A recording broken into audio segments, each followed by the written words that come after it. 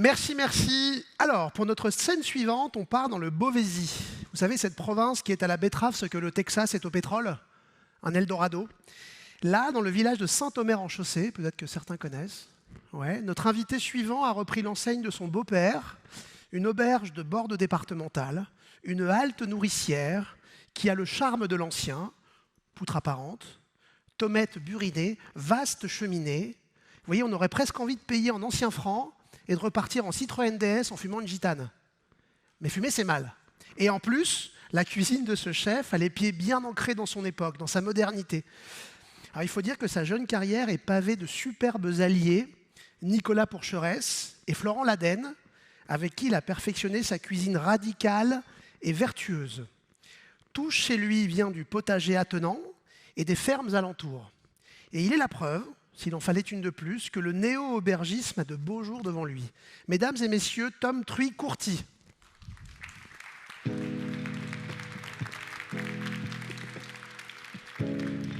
Ah, vidéo.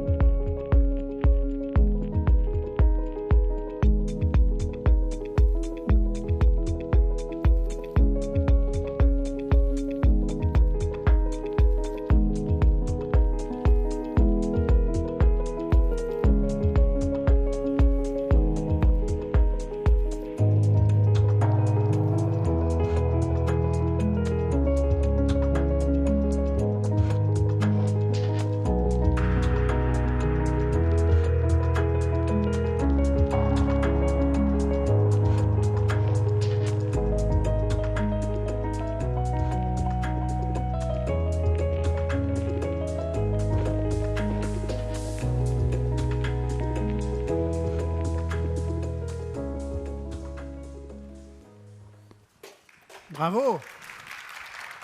C'est beau. Salut Tom. Salut. Comment ça va? Ça va très bien. Ça fait merci. plaisir de te voir. Comment? Salut. Salut Victor. Qui êtes-vous? Présentez-vous, parce que alors j'ai dit que vous bossiez en famille. C'est ça. Tu as repris l'auberge de ton beau-père. Exactement. Ça s'est fait dans le plus grand des calmes. Tout s'est bien passé? Dans le plus grand des calmes. Ok. Donc le père de Manon, Ouais. qui était installé depuis une quinzaine d'années là-bas, connu et reconnu dans la région. C'était une institution pour les abats et le poisson bien sourcé. Peut-être que certains connaissent d'ailleurs. Je ne sais pas si L'auberge dans le Monceau, public. certainement. Et puis voilà, cette auberge, elle date du XVIe siècle, donc elle n'est pas toute jeune, quoi. Ah ouais, donc moi j'ai dit 30 glorieuses, mais en fait c'est guerre de religion plutôt. D'accord. Révolution même. Révolution. Ben, génial, alors on le voit tout de suite dans les images, vous êtes éminemment omnivore, vous êtes éminemment jeune cuisine, c'est-à-dire un rapport aux produits bruts, presque sauvage, ce rapport au potager, à la cueillette, une volonté de travailler aussi le produit dans son intégrité. Parlons aussi de l'auberge comme lieu, quoi, et de ce potager que vous avez, qui est un peu le cœur vibrant, la matrice, quoi, de votre restaurant. Le potager, c'est vraiment le reflet de nos assiettes à l'auberge. Au fur et à mesure des saisons, avec l'évolution de ce potager, on crée justement nos assiettes. Alors, regarde, après, je dois faire un pas en avant, Ouais, mettez-moi la j'ai fait un lumière. pas en avant. Et du coup, Un pas en arrière, pardon. Et un bah, pas en dis-donc. arrière. En fait, finalement, pas tant je que suis ça. pas assez. Ah, pour moi, c'est moi, pardon. Toi, t'es parfait, Nickel. Et oui, du coup, on fait une cuisine végétale, axée sur des produits locaux. On travaille avec une trentaine d'artisans, maraîchers, pêcheurs de la région. Et, Oui, parce que tu bosses aussi sur la base de ton potager, qui est une petite enclave bucolique géniale, où on prend un petit apéro en arrivant chez toi. Moi, quand j'y étais, il y avait du soleil, c'était un délice. Et tu bosses aussi avec les fermes alentours. C'est ça. Bon, tu connais évidemment les prénoms de tous les fermiers. Oui, qui sont oui. Voilà, c'est une valeur éthique dans ta cuisine. Ouais. Quoi. On a vraiment créé un réseau solidaire entre producteurs autour de l'auberge. Et aujourd'hui, on a des super produits. Là, j'ai notamment ramené des produits du potager, mais il y en a aussi de chez nos maraîchers Qu'est-ce que tu as là? Je vois du céleri rave, je vois des carottes. Même pas, c'est un petit chou rave. Ah, pardon, chou rave. Ouais, chou Ouais, rave. un petit chou rave, radis, une belle laitue du jardin. Laitue, c'est pas un fenouil derrière? Ouais, c'est ça, un petit fenouil. Et puis des herbes sauvages, parce qu'on fait énormément de cueillettes. Du coup, on va faire tout à l'heure un dessert avec ces fleurs et ces feuilles infusées. Génial. Et qu'est-ce que ça fait de faire une cuisine d'aubergiste? Qu'est-ce que ça veut dire ce mot aujourd'hui? Tu sais, on parle beaucoup de néo-aubergisme, de ce retour à la terre, de ce retour au potager, mais c'est aussi une manière d'hospitalité un peu singulière, non? C'est ça. C'est comment recevoir quand on est un aubergiste? Je vais laisser la parole à Manon là-dessus Manon. aussi, parce que... C'est comment recevoir quand on est aubergiste et dans une auberge? Ça n'a pas été évident parce que nous, on a toujours été derrière. Moi, là, je suis passée en salle, donc voilà. Mais il y a vraiment ce côté, on essaie vraiment de recréer une ambiance très chaleureuse, très conviviale, familiale, comme vous l'aviez dit, avec la cheminée, le petit jardin de curé derrière. Donc on essaie vraiment de faire un petit cocon. T'as raison, c'est vraiment un jardin de curé, quoi. C'est vraiment un jardin d'aromates de curé, un jardin de simple. On se met à cuisiner? Allez. Alors, il faut dire que moi j'ai goûté chez Tom un truc que j'avais jamais goûté de ma vie. Je crois qu'on va commencer par là. Et c'est pour ça qu'on le fait aujourd'hui. Vas-y, dis-le brutalement comme ça. Qu'est-ce qu'on va manger, Tom? Une glace à l'huître. Boum, une glace à l'huître. Une glace à l'huître. Alors moi j'adore les glaces, je suis féru de glace, et c'est vrai que quand j'ai vu glace à l'huître, j'aime aussi beaucoup les huîtres, tu m'as scotché. Ouais. Alors, on y va, quoi. C'est ton souvenir le plus fort, je crois. Ah, là, vraiment, je m'en souviendrai longtemps, ouais. Du coup, on a travaillé des huîtres de Valero, ce sont les plus proches de l'auberge. Donc, des belles grosses huîtres, hein, manifestement. Belles grosses huîtres. Là, on est sur une huître 0,0, mais c'est pas celle-là que j'ai travaillé, le format. Donc, une huître iodée et sucrée. On va la travailler avec les feuilles de figuier du jardin de mon beau-père. Voilà, des mini feuilles de figuier, on en a fait une huile. Et des petits œufs de truite du Val du Sillé, donc locaux, avec des œufs à l'encre de sèche, un petit caviar fumé qu'on fait nous-mêmes. Génial.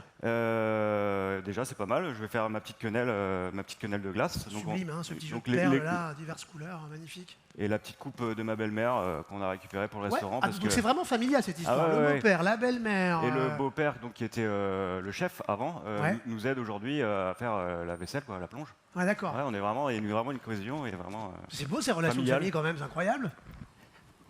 Manon, tu tailles, qu'est-ce que c'est? Tu as taillé une fraise blanche? Oui, c'est ça, une fraise verte, donc pas encore arrivée à maturation. Ouais. Donc ça, c'est pour condimenter l'huître. Et les premières groseilles à maquereau qui sont arrivées là, cette semaine. Ouais. Donc pareil, elles ne sont pas encore à maturation, mais ça va ramener. Mais c'est volontaire. Tout à fait, ça va ramener une pointe d'acidité. Presque électrique, j'imagine. C'est ça, c'est vrai, tout à fait. Au plat. Bon là, tu as passé tout ça au Paco-Jet, donc la machine à glace. La machine à glace, le Paco-Jet. Alors déjà, j'aimerais qu'on montre quand même la couleur de la glace d'huître. Il y a eu beaucoup d'huîtres dedans. Couleur métallique, incroyable. On dirait du mercure, quasiment. Donc une petite quenelle. Bon, la texture, elle est pas comme au restaurant, mais on est en déplacement. Ouais, c'est normal. Hop.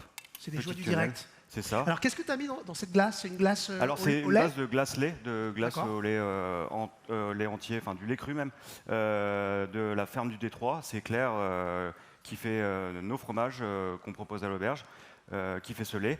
Et du coup, on a juste pulvérisé en fait des huîtres fraîches dans cette glace au lait. D'accord. Pulvérisé, c'est-à-dire tu les as déshydratées les huîtres? Pas du tout. Elles sont fraîches. Ouais. Elles sont entièrement fraîches? Elles sont entièrement fraîches. D'accord. Comme ceci. Mixées? Comme ceci, voilà. Ok. Voilà, elles sont fraîches. Ok. Et puis voilà, on les a mixées. Du coup, le Paco-Jet a tout fait. Hein. Mixer lait, c'est finito en fait. Ouais, c'est ça. Une idée de génie facilement réalisable et regardez le résultat quand même. Il y a quelque chose d'assez bluffant. Hein. C'est-à-dire que tu joues aussi un peu du trompe-l'œil, du gadget, quoi, ça, très simplement. C'est-à-dire que c'est de la cuisine moléculaire sans aucune transformation moléculaire. Elle est le plus simplement du monde. Bah, c'est un peu notre état d'esprit. Hein. C'est un peu trouver des façons de travailler le produit sans le dénaturer. Sans le trahir. Ouais, sans le trahir. Ouais, sans l'agresser, quoi. Sans l'agresser, parce que... Donc là, on met une petite huile de feuilles de figuier. Ouais, qui va amener un peu de brûlant aussi, j'imagine. Oui, ou ce côté un peu exotique aussi, un peu fun. Moi, je dirais que ça goûte un peu la noix de coco, limite. Ok. Ouais. Donc ces goûts exotiques, on retourne dans des produits du Nord. Quoi. Ouais. Bah, on en a beaucoup parlé l'an dernier de ça, comment les fermentations et certains produits peuvent un peu déboussoler la boussole, si là, je veux dire. Elles sont jeunes, donc elles sont vertes, j'ai pris des jeunes. Et t'as des... ça rappelle la noix de coco. Complètement. Ouais. C'est incroyable. Et verte. Ouais. Et alors, bon, c'est un peu contre-intuitif une glace à l'huître, mais en fait, quand on y réfléchit bien, une huître, ça peut être un peu laiteux, ça peut avoir des notes un peu crémeuses. C'est ça. Et donc, en fait, le mariage avec le lait, pourquoi pas? Ouais, ouais. Et c'est un truc à goûter, quoi. C'est vrai, ouais, ça apporte de la rondeur. Après, on a l'iode, on a la salinité. Ouais. Pour moi, l'huître, c'est les vacances, c'est un souvenir. Ouais, pure fraîcheur. Est-ce que je peux me permettre? Ouais. Ça a été shooté ou pas? Parce que c'est en train de fondre. Ouais, c'est pour ça. Non, parce que je me fais taper sur les doigts parce que je mange avant le photographe. Après, sinon, on en fera une. On en fera une. C'est assez bluffant, hein. C'est assez bluffant. Il y a un toucher de bouche un peu métallique, un peu ferreux, comme peut avoir l'huître, très légèrement ferreux.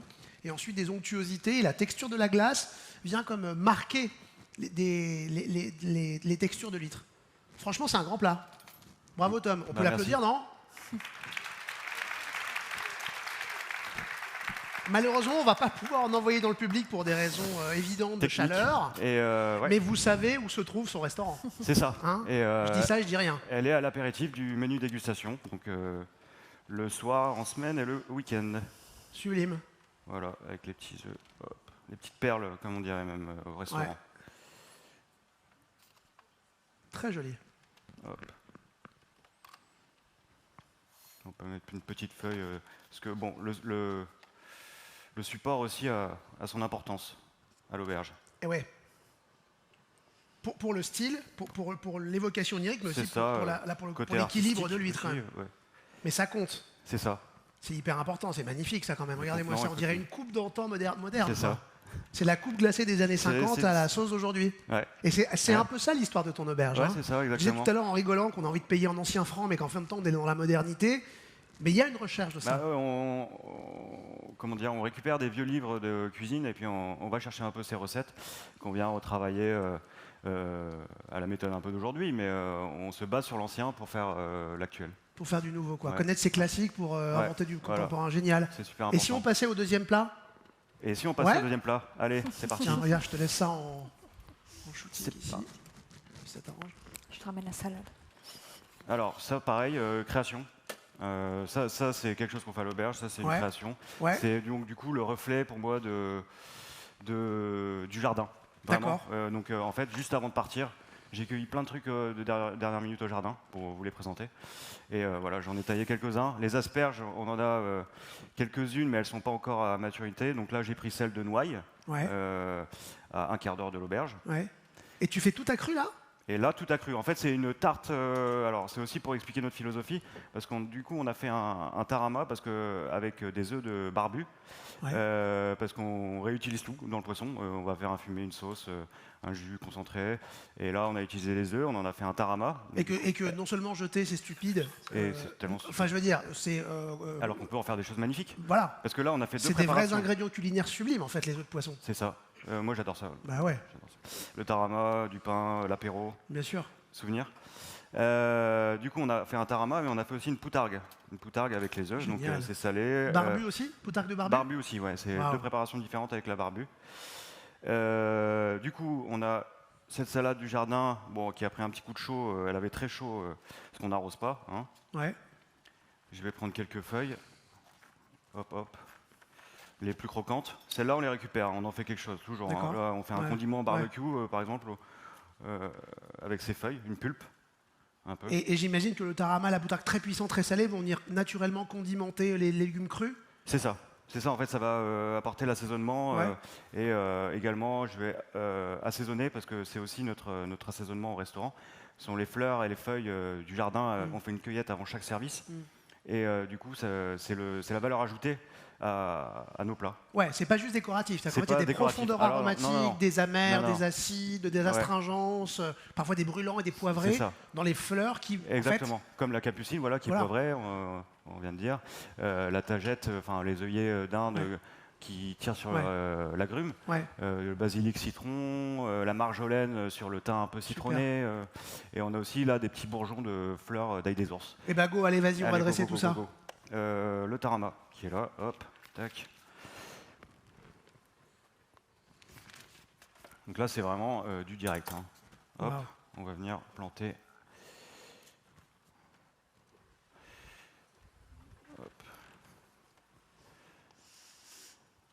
en espérant que ça tienne. Hein. Ah oui, c'est vraiment les petits légumes à croquer de l'apéro. C'est ça, les légumes à la croque. C'est ça, quoi, les légumes à la croque. Hein. L'huître à l'apéro, les légumes à la croque. Ouais, tu joues là sur les marqueurs de l'apéritif. Ouais, j'ai envie d'être en vacances. Mieux que chez moi, en tout cas, enfin mieux qu'à la maison, mais c'est sublime. Ça fait aussi un petit bouquet comme ça. Voilà, mais c'est vraiment un reflet, une représentation du jardin. Ouais, c'est ça, c'est un petit lopin à manger là. C'est ça, exactement. T'as tout compris. Alors celle-là, elle va pas rentrer. Hop. Est-ce que quelqu'un a déjà mangé ce plat d'une seule bouchée? Pas encore, je pense. Bah écoute, on essaiera. L'idée, c'est aussi que ça surabonde un peu, quoi. Hein, c'est ça l'idée. L'idée que ce soit une petite tartelette foisonnante. Bah, et puis après, le dressage se fait aussi dans l'assiette, et puis le client vient dipper, vient goûter chaque élément. Ouais. Allez, hop. Finalement, c'est comme une petite salade. Voilà, une petite salade fraîche du jardin. Quoi. Faut quand on ferme les yeux, on soit dans le jardin. Et alors là, la touche de puissance, le power, là. Ouais. Ah oui, tu les mets en barrette carrément. Ouais, ah ouais. En barrette, ouais.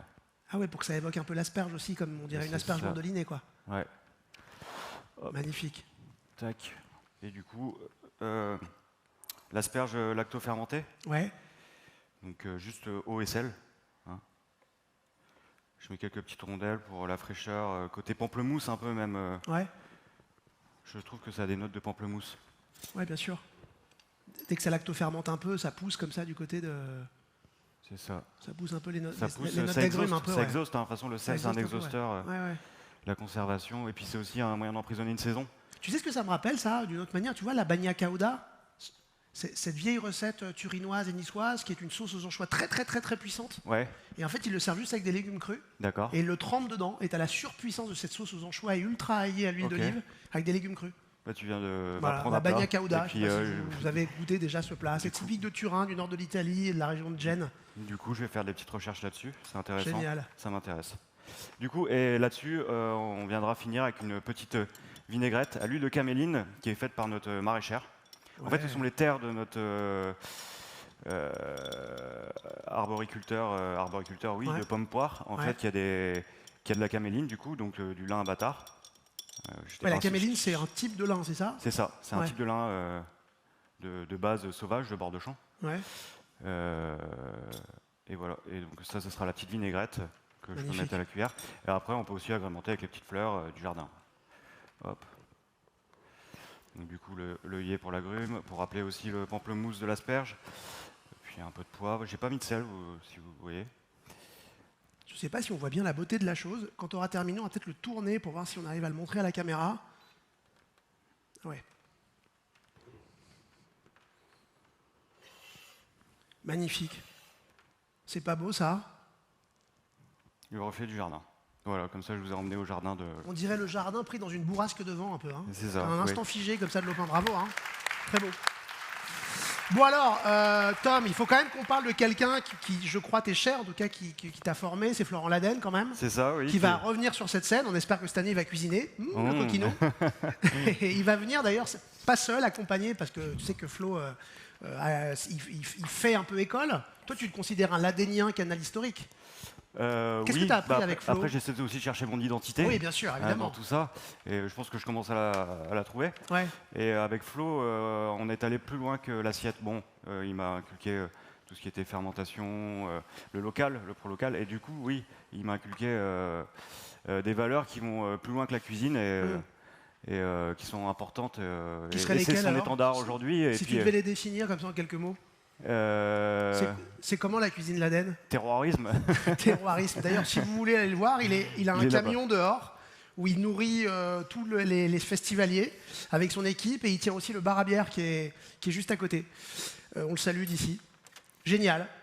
Génial. Allez. Troisième plat, on enchaîne. Allez. Du coup, là, c'est un dessert. Donc, tu m'avais demandé de ramener un gris-gris. Mon gris, en fait, il est là, c'est mon panier. Ah ben génial, oui, j'ai demandé pour expliquer au public, j'ai demandé quand ça avait du sens pour les chefs d'apporter un objet qui était important pour eux au quotidien. Voilà. En fait, j'en ai ramené très librement. Plusieurs, mais ils sont un peu étendus. Ils sont un peu disséminés. Donc toi, tu dirais que c'est ton panier de cueillette, par exemple. C'est ça. Mon panier de cueillette, il est toujours à côté de la cuisine ou pas loin de la cuisine. Oui, parce qu'en fait, le geste inaugural initial de la cuisine, c'est aller chercher. Cueillir, c'est le premier geste culinaire en fait. Ouais, dans la forêt. Choisir, sélectionner. Déjà, c'est un antidépresseur naturel. Hein, je conseille d'aller faire un tour en forêt de temps en temps le week-end. Et donc moi, je fais ça entre les services du midi et du soir. Et du coup, je vais chercher des petites choses comme là, la spérule qui est ici, ou fleur de sureau, là, on n'est pas dans la forêt. Mais l'oxalis, sapin, épicéa, on en a fait une poudre. J'ai également des bourgeons qui ne sont pas là devant moi. Donc là, on a un gel sapin, gel sureau. Et donc oui, pour moi, la forêt, c'est une source d'inspiration, vraiment. C'est le côté brut de ma cuisine. Ouais, c'est ça. C'est le produit à l'état naturel, à l'état sauvage qui s'impose à toi. Exactement. Et tu as l'impression d'être dans un truc qui te dépasse et qui est plus grand que toi. C'est ça. La forêt, ça remet l'homme à sa place aussi. Quand j'emmène mon fils qui a pas encore 2 ans, sa petite cuillère est ici d'ailleurs. C'est la petite cuillère de ton fils? Elle a été mélangée à mes cuillères, je l'ai vu. J'ai un enfant du même âge, je vois bien, j'ai aussi des cuillères fétiches de mon fils, je vois très bien le truc. Et du coup, oui, je lui explique toutes ces valeurs et voilà. Génial, passons au dessert. On fait ça. Donc un dessert maraîcher manifestement, potager. Lacté même, je vais dire. Lacté. En fait, voilà, c'est un dessert à base de lait, donc encore de chez Claire, avec qui je travaille beaucoup. Hein. Du coup, la base. Pourquoi ce dessert? Bol de céréales. Donc céréales soufflées. De l'enfance. Voilà, de l'enfance, exactement. Régressif à souhait alors. Régressif à mort. Ouais. Mais on a apporté. En fait, c'est pas un dessert que je servirai au restaurant parce que là, j'ai voulu montrer un petit peu toute l'étendue des herbes et des fleurs qu'on utilise dans nos plats. Donc, hop, la mousse de lait qui a pris un petit coup. Donc, qu'est-ce que tu as dans ces céréales? C'est la mousse à spirule, pardon. Mousse à spirule? Aspirule qui est ici. Ouais, d'accord, mousse à spirule. Là, il y a du sarrasin, tournesol, épeautre, comme un granola que tu as un peu caramélisé. Au miel de chez Gwen, les ruchers des becs à miel. Pareil, lui, on travaille des pleurotes. Il fait des pleurotes bio en cave chez lui. Ouais. Voilà, donc la mousse à la spirule. Je vais peut-être en remettre une chouille. Ouais, remets-en une petite chouille. Allez. Allez. Tac, donc aspirule.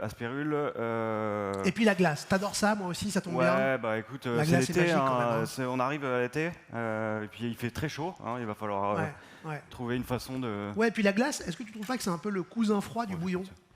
C'est une manière de surconcentrer les arômes dans un liquide que tu viens texturer, quoi. Non, tout à fait. Et donc cette glace, pardon, elle est à? Cette glace, elle est à la Reine des Prés, donc c'est la première de la saison que je suis allé chercher en bas de l'auberge, derrière dans la vallée, c'est à Moimont, ça s'appelle. Du coup, c'est une glace à la Reine des Prés, donc la Reine des Prés, ça tire sur l'amande amère, clairement c'est de l'amande. Voilà, on avait juste avant le tonka des bois que j'appelle, donc la spérule. Donc j'ai fait tonka des bois, c'est rigolo. Et je l'appelle le tonka des bois, donc voilà. Donc finalement, l'exotisme est à portée de main quand tu sais le voir et le sentir. Ouais, exactement. Et non, mais là tu peux, rapidement. Hop. Tiens, je vais te laisser. Arrache-le dans tes mains, frotte-le dans tes mains. Frotte-le dans tes mains. Il y a clairement des notes un peu vanillées, comme ça, un peu de. Ouais, vanille tonka, ouais. c'est ça. Bah après, tu peux goûter tout simplement la glace. La glace. Manon, tu pars en cueillette parfois avec Tom? Oui, souvent. C'est des petites aventures, non? Moi, je pars pas entre les services, mais le week-end, on passe beaucoup de temps j'imagine, en forêt, en balade. Ouais. C'est ça aussi, hein, sans doute l'aubergisme. Hein, parce qu'on parlait de néo-aubergisme, c'est aussi ça, quoi. Ouais, c'est une philosophie de vie. Hein, c'est ça. Du coup, dessus, on va mettre une peau de lait du lait infusé au sureau. Donc cette peau de lait dessus, je vais mettre, allez, on va s'amuser, on va mettre un peu de gel sapin. Allez. Hop, je vais faire des petits points, ce sera plus simple. Tac. Donc des gels. En fait, c'est une manière d'emprisonner un petit peu aussi les goûts, comme la conservation, lactofermentation. Ouais, c'est ça, d'encapsuler un peu la forêt aussi, j'imagine. C'est ça, ouais, exactement. Là, on a sapin sureau. Sureau sapin. Là-dessus, je vais mettre un petit peu de poudre de lait déshydraté. Un peu de sureau séché également. Ouais, il y a une part d'intuition aussi, non? Oui, si, c'est ça, c'est du feeling. Ouais. C'est comme un tableau, finalement. C'est une peinture. Tu te laisses porter un peu par le geste, par ce que tu as, par la fleur que tu as du jour. Après, oui, il y a des associations. Moi, j'ai un répertoire d'associations à respecter quand même, bien sûr. Finalement. Mais petite poudre, la poudre d'épicéa. Donc c'est vraiment un dessert que je ne servirai pas au restaurant. C'est vraiment pour vous dire la base aussi de ce dessert. Et en fait, Tac. Et tu vas venir comme Le recouvrir. le caloter comme ça. Hop. Tac. Waouh, c'est joli. Comme un voile, Comme un voile, exactement, un voile. comme un dessert sous voile. Et là-dessus, je vais rajouter allez, un petit peu d'oxalis. Des fois, j'en fais toujours un peu trop, c'est Manon qui me limite un petit peu. C'est vrai, tu lui dis d'en mettre peut-être un peu moins? Bah, je le canalise, ouais. Ouais, je comprends, je comprends. Parce que son herbier est tellement riche qu'il aurait envie de mettre tout le jardin, c'est ça? Tout le jardin dans chaque assiette. Ouais. Et dans chaque assiette, il y a ça. En même temps, la petite touche de verdure, là, de vert intense, elle va bien. Ouais. Alors, après, sans aussi. Hein, sans aussi, c'est autre chose. C'est un autre parti pris, ouais. C'est un autre parti pris. Voilà l'oxalis que je suis allé chercher en forêt, du coup, hier avec mon fils. Magnifique. Voilà. Regardez ça. On peut l'applaudir.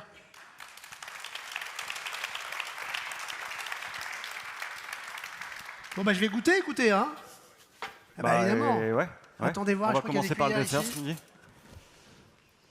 On va commencer par le dessert.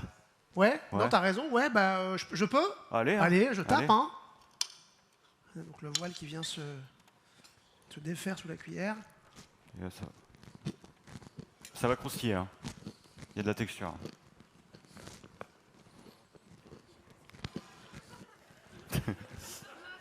C'est enrobant, c'est lacté, ça croustille. Un grand moment. Ça va, vous? Ouais. Le sarrasin, il est crunchy, ouais, on sent, croustille, il est musical. ouais. Mais c'est important ça aussi, Louis. Hein, d'habitude, on le souffle, là, on l'a pas soufflé. Ouais. On en parlait avec Glenn Biel sur cette scène l'année dernière, de l'importance de l'ouïe aussi quand on mange. Oui, non, mais c'est très important. Tu vois, de la croustillance, de ce qui se passe en bouche, de ce qui se passe dans le crâne, des échos dans le crâne quand on mange. Eh ben merci beaucoup. Bah, écoutez, voilà, c'est la cuisine de Tom Truy-Courty à l'auberge de Monceau, végétale, cueilleuse, jardinière, forestière et créative. Vous voyez que ça... Merci beaucoup. Attendez, on va quand même donner la parole à tout le monde. Moi, je veux que tout le monde parte sur cette scène. Comment ça va? Ça va et vous? Comment tu t'appelles? Alors moi c'est Valentin, je suis un ami de longue date de Tom. Ah, t'es pas la famille? Non, je suis pas pas le cousin du petit-fils? Non, je suis pas né dans la même Je l'ai auberge. rencontré en même temps que Manon, en fait. Pourquoi vous voulez pas l'adopter, peut-être? Justement, on y vient, ça va arriver. Ils ont envoyé les papiers dans la semaine, là? Voilà, c'est super. Ça. Donc on signe le contrat la semaine prochaine, j'arrive à l'auberge de Monceau le 2 septembre. Blague, hein. Et c'est pas une blague. Donc voilà, je reproduis le trajet qu'a fait Manon, d'abord en cuisine, dans une célèbre enseigne lilloise, et puis maintenant... Laquelle? La maison mère. D'accord. Donc puis maintenant on va arriver à l'auberge de Monceau, tous les deux en salle pour rejoindre l'aventure, faire partie du projet. Génial. Eh ben on sera là, on vous suivra, on vous dit à très bientôt. Merci. Et retenez ce nom.